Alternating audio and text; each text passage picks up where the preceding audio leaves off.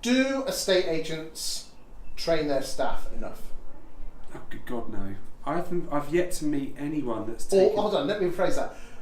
Do estate agents train their staff? Good God, no. Talk to me.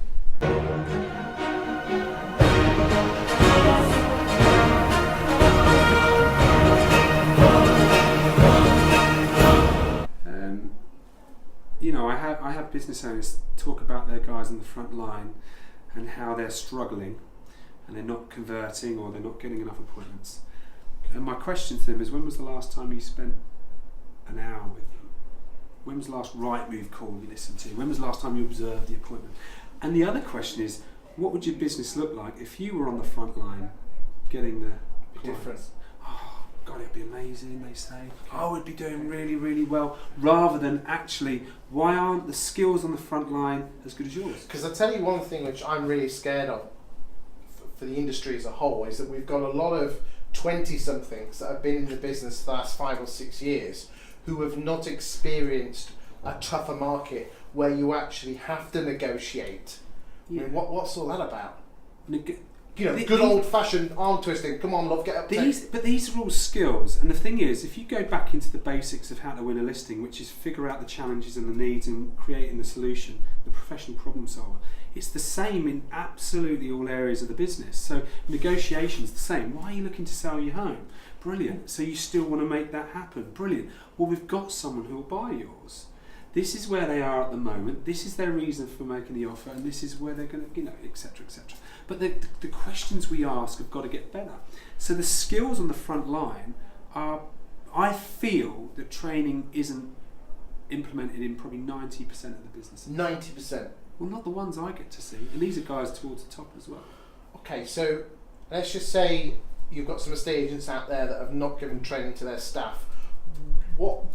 Obviously every agent is different, but what is the quick wins to get some immediate feedback, immediate business with their negs or their valuers? Well, so quick wins are things like creating listings or getting offers that haven't been tied up. They're quick wins, if you like. How to get them? I think you should train every day. Every day. Every day. Why practice on the public and not in private? Okay, if your average fee is £4,000, every time you go wrong, with a situation with a vendor through a bad conversation, or you haven't delivered with confidence, you've cost your company £4,000. Yet people will say to me, I can't afford to have you for a day. What are you doing? Well, how many conversations were had yesterday when they didn't go very well? How much practice did you put in the morning? So, if you go to a Premier League ground and say, how many hours training did you put in this week? They'll probably be talking somewhere between 15 and 20 hours, right? You go to an estate agency and say, how many hours training have you put in this week? What's the answer? Probably nothing for the last year, or not much. Because sometimes they'll send Floss on a one-day course, it comes back for a day. The leader doesn't know what was going on the course. So training staff, we don't believe in training teams until we've gone through the leadership. So in other words, the leadership needs to embrace personal development, skills training, building belief, performance. If I asked you a question, this question's a very relevant one. Name or think of the best agent that you've come across in all your years. The best agent, and what I mean by that is the one that you would say would make it in any market. Okay? What, apart from you? Apart from myself and you. But just think of that person. Give me 5 of their attributes. Passionate. Yeah. Trustworthy. Yeah. Dog with a bone, just won't give up. So they're pretty driven. Driven, definitely. Yeah. Definitely. And the person I'm thinking of isn't even the leader of the business. No, that's fine. Give me 1 or 2 more. Just a people person. Good connector, good relationship. Oh, just brilliant. I mean, don't get me wrong. This person has their faults, but it's really hard to find an employee who is as passionate, if not more passionate than Give the me boss. one more word. One more attribute. Honesty. Okay, good. There's 5 there. Now tell me which one of those is skill or which one's a behaviour. Well, they're all behaviour. So why do agents invest all their money in training skills?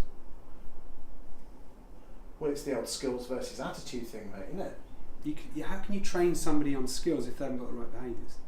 So it's all behaviours, attitudes. Start with behaviours. Start with attitudes. Get into that mould. Find out where people are, where they're thinking. But that comes from the top, Matt. Yeah, start with the business owner. So you've got to get into the business owner's head. So in other words, instead of sending the staff on some fancy do training, it for me. Do it for me. Do it for me. Oh, it hasn't worked. Take responsibility. Yeah, no, we're not going to do it for you. If you're going to grow your business and absolutely get the return of your investment, you need to know what's going on. So you need to know, first of all, one of the best questions to ask is one of the best questions to ask a leader is, would you work for you? What would you be like working for you? Well, most of them wouldn't, would they? No. So excuse me, I nearly went again. How the hell could these guys on the front line survive with your leadership? So the leadership actually is, a lot of these leaders, they've got a lot of stuff going on. They've got a lot of past dragging them back. Because it's hard work. You've got a business to run, you've got wages to pay. You've got money in, money out. Do I spend money in the newspaper? Do I put leaflets out there? What do I do? It's lonely as hell. Well, we partner up, and that's where I think people get there.